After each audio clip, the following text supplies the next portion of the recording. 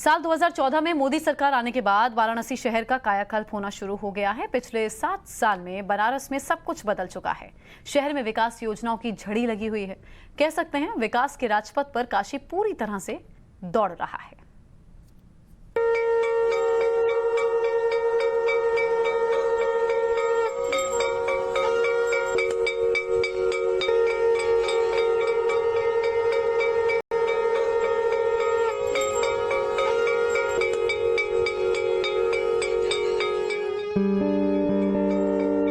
गंगा घाट, मठ और मंदिर, शंखनाद, मंत्रोच्चार, हर हर महादेव का घोष, कला, संस्कृति, साहित्य और धर्म की नगरी काशी की सड़कें अब संकरी और घुमावदार नहीं रह गई। अब इस पहचान में इतना परिवर्तन आ गया है कि काशी गलियों की नहीं अब हाईवे वाली कहलाने लगी है।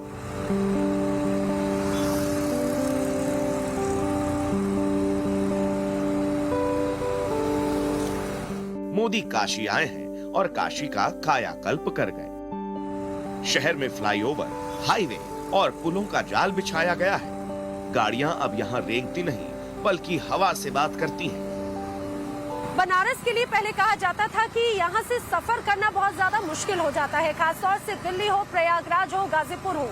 लेकिन जिस तरह से हाईवे बने और रिंग रोड का निर्माण हुआ और फ्लाईओवर्स बने, उसके माध्यम से ये रास्ता और भी ज्यादा सुगम हो चुका है। आवागमन के लिए जो व्यवस्था है वो काफी ज्यादा सुगम हो चुकी है। और यकीन मानिए, जिस सफर को पहले तय करने में 4 से 5 घंटे का वक्त लगा करता था, अब उसकी म्याद और अब उसकी सीमा लगभग आधी हो चुकी है। यही वजह है कि लोग यहाँ के कहते हैं कि जब से प्रधानमंत्री नरेंद्र मोदी यहाँ से चुने गए, सांसद चुने गए, उसके बाद में कायाकल्प बनारस का, वाराणसी का काफी हद तक हो चुका है। कहते हैं ना, सड़कें विकास की गारंटी होती हैं। पीएम ने अपने संसदीय क्षेत्र में विकास का जो सपना देखा था, वो अब धीरे धीरे हकीकत की जमीन पर उतरने लगी है। प्रधानमंत्री मोदी के अब तक के कार्यकाल में बनारस रिंग रोड का निर्माण कराया गया। पीएम के पहले कार्यक्रम में रिंग रोड का फेज 1 बनकर तैयार हुआ। रिंग रोड फेज 1 की दूरी 20 किलोमीटर है, जबकि रिंग रोड फेज 2 की दूरी करीब 17 किलोमीटर है। और अब पीएम के दूसरे कार्यकाल में रिंग रोड फेज 2 बनकर भी तैयार है। करीब 37 किलोमीटर रिंग रोड की इस सौगात ने बनारस को संपूर्ण तरीके से बदल दिया है। मेरे साथ में मेरे सहयोगी आशुतोष सिंह भी मौजूद हैं, जो आशुतोष बखूबी तरीके से हमें समझाएंगे भी। आशुतोष, अगर फेज 1 और फेज 2 की बात करें तो जरा ये बताइए कि फेज 1 के माध्यम से कौन सा रास्ता कनेक्ट होता है और कितनी आसानी अब लोगों को हो गई है? देखिए, किसी भी शहर का जो विकास होता है वो वहाँ की सड़कों के ही उससे मापा जाता है कि शहर का विकास किस कदर है। नरेंद्र मोदी जब यहाँ पर आए थे तो उसके पहले बनारस में सिर्फ जो 2 लेन की ही अधिकतर सड़कें थी, लेकिन उनके आने के बाद से जो शहर में सड़कों का जाल है वो तेजी से विस्तार हुआ। और जिस सड़क पे हम खड़े हैं वो रिंग रोड फेज 2 और रिंग रोड फेज 1 को जोड़ने वाली सड़क है। फेज 1 यानी कि जब पिछले कार्यकाल में प्रधानमंत्री मोदी ने उसका उद्घाटन किया था। फेज 1 की अगर बात करें तो फेज 1 पहले कार्यकाल में उन्होंने बनाया था। 2018 के लास्ट में उन्होंने इसकी जो सौगात थी वो बनारस के लोगों को दी थी। फेज 1 के बनने से जो बनारस में जो गाजीपुर से जो लोग आते थे, जो वहां से जौनपुर से जो लोग आते थे, आजमगढ़ से जो लोग आते थे, उनको काफी सहूलियत हो गई। इसकी वजह से जो जाम की समस्या, जो शहर के अंदर जो जाम की समस्या बनी होती थी, उससे काफी हद तक लोगों को निजात मिली। बेहतर कनेक्टिविटी से बनारस को जाम से छुटकारा मिला, रफ्तार बढ़ी। बनारस के रास्ते दूसरे शहर जाने वाले लोगों को अब शहर के अंदर जाने की जरूरत नहीं होती है। इससे लोगों का वक्त बचता है।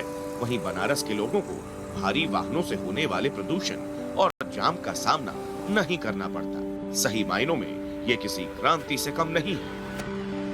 25 अक्टूबर को इस बनारस फेज 2 रिंग रोड का जो है उद्घाटन किया था और वो विंध्याचल, प्रयागराज या दिल्ली से सीधे कनेक्ट करता है। इससे लोगों को काफी राहत होती है। आपको बता दें, जो करीब 3 घंटे तक का जो सफर हुआ करता था, अब वो घटकर मुश्किल से 2 से सवा 2 घंटे का हो चुका है। यानी कि बहुत बेहद आसानी से और जो अगर दिल्ली एनसीआर में रहते हैं वो इस 2 घंटे की अहमियत को समझ पाएंगे। अगर एक शहर से दूसरे बड़े शहर को कनेक्ट किया जाता है यानी कि कितनी निजात मिल जाती है। आशुतोष भी मेरे साथ में है। आशुतोष, ये जो सेकेंड फेज का उद्घाटन किया गया, जरा इस सेकेंड फेज के बारे में बताइए, कितना किलोमीटर लंबा है? ये फेज 2 लगभग 17 किलोमीटर है, मतलब हरौआ से लेकर और राजा तालाब के बीच में 17 किलोमीटर ये लंबी सड़क है और इसे बनाने में लगभग 1100 करोड़ रुपए की लागत आई है।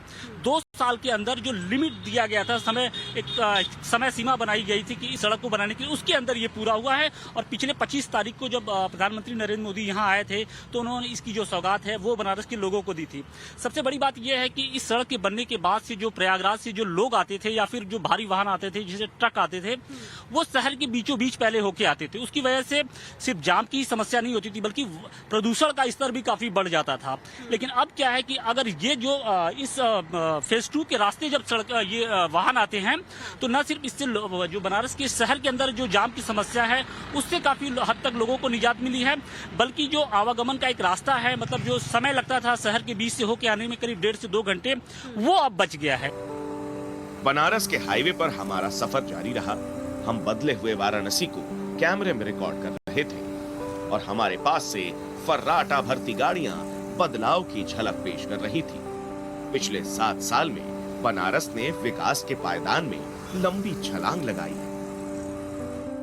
वाराणसी प्रयागराज 4 लेन, वाराणसी गोरखपुर 4 लेन, बाबतपुर वाराणसी 4 लेन, वाराणसी सुल्तानपुर 4 लेन, वाराणसी आजमगढ़ 4 लेन, आशापुर रेलवे ओवरब्रिज, चौका घाट लहरतारा फ्लाईओवर और रिंग रोड ने सही मायनों में बनारस को संपूर्ण तरीके से बदल दिया।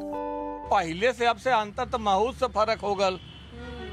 किसने बनाई? चौराहा हो गल तब तो भाई फर्क तो हो गल। मोदी का देन हला और किसका देन है? ये सड़क मोदी ने बनवाई है या अखिलेश बाबा ने बनवाई है? बनवावे के ते वक्त तो मोदिया हाथ लगोले बटन। कहाँ के हैं? देवरिया के। देवरिया के हो तो देवरिया से बनारस पहले तो आते रहे होगे? हाँ आए। सड़कें ऐसी ही थी या फिर बदली थी? नहीं, सड़क बदली है। बदली है जी। पहले जब आते थे तो कितना वक्त लगता था? अरे पहले 6 घंटा लगता था, अब 4 घंटा से 4.5 5 घंटा। बनारस की सड़कें बदली है क्या? हाँ मैम, पूरा विकास है, पूरा विकास की दौड़ है। अच्छा, कितनी बदली है? बहुत बदल गया मैम, पूरा एकदम जमीन आसमान का फर्क है, बहुत बदल गया। बनारस में ही दुकान? बनारस में हम लोग बचपन से लगाते हैं बनारस में। अच्छा, कचहरी हुआ, रिंग रोड हुआ, बनारस में तो सड़कें बदली है या नहीं बदली है दादा? हाँ बदली है, सड़क तो बदल गई है, हर जगह का रोड बदल गया, बढ़िया बन गया रोड। बहुत बदला गया, रोड हर चीज बदला गया, सब चीज बदला गया।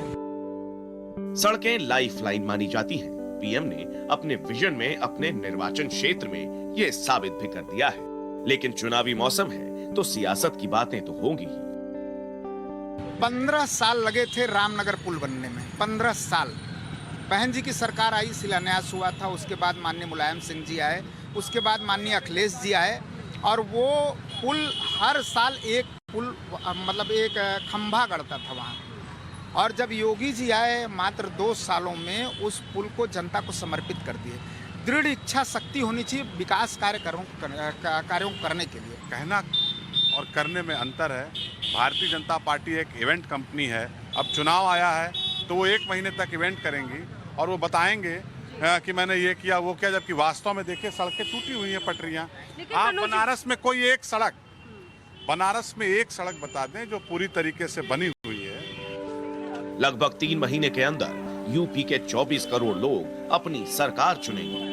जाहिर है जनता की अदालत में सबका हिसाब होगा। सरकारें और नेता परखे जाएंगे। दिलचस्प बात यह है कि सब विकास के दावे कर रहे हैं, अपने विकास को बेहतर और दूसरे के काम पर सवाल उठा रहे हैं। तो देखा आपने वाराणसी में जो सड़कों का जाल है लोगों के लिए कितना सुगम, आरामदायक और लाभदायक साबित हुआ है। सबसे खास बात, जब आधुनिकता और आध्यात्म का संगम होता है तो बनारस में एक अलग तस्वीर नजर आती है। और ये कहा जाए कि काशी वाराणसी की जो भव्यता दिव्यता है वो और भी ज्यादा बढ़ जाती है। लेकिन यही विकास पर प्रधानमंत्री नरेंद्र मोदी के लिए विजय पथ साबित हुआ जो उन्हें दिल्ली तक लेकर गया। लेकिन क्या ये विकास पथ योगी आदित्यनाथ को दोबारा लखनऊ तक पहुंचाएगा? ये तो आने वाला वक्त ही बताएगा। वीडियो जर्नलिस्ट रवि के साथ नैना यादव, टाइम्स ऑफ भारत, वाराणसी।